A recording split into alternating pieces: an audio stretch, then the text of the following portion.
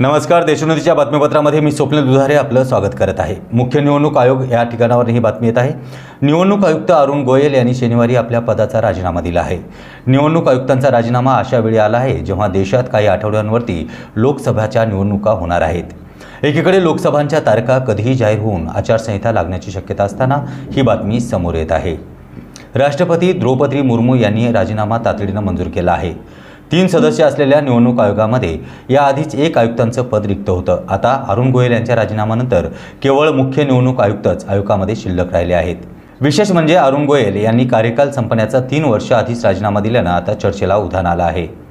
अरुण गोयल यांची 21 नोव्हेंबर 2022 रोजी निवडणूक आयुक्त म्हणून नियुक्ती करण्यात आली होती. त्यांनी यापूर्वी भारत सरकारमध्ये अवजड उद्योग मंत्रालयामध्ये सचिव म्हणून काम केलं आहे. त्यांच्या राजीनाम्यानंतर आता मुख्य निवडणूक आयुक्त राजीव कुमार यांच्यावरती लोकसभा निवडणुकीचा भार पडणार आहे. अरुण गोयल यांचा कार्यकाल 2027 पर्यंत शिल्लक होता. मात्र 3 वर्ष आधीच त्यांनी राजीनामा दिल्यानं त्याची आता चर्चा सुरू आहे. अरुण गोयल हे 1985च्या बॅचचे IAS अधिकारी आहेत. त्यांनी राजीनामा दिल्यानं संपूर्ण देशात वेगवेगळ्या चर्चांना आता उधाण आलं आहे. या घटनेमुळे केंद्र सरकारबद्दल विविध प्रकारच्या शंका घेऊ लागल्या आहेत. भारतीय लोकशाहीच्या दृष्टिकोनातून ही घटना चांगली नसल्याचं अनेक जाणकार सांगत आहेत.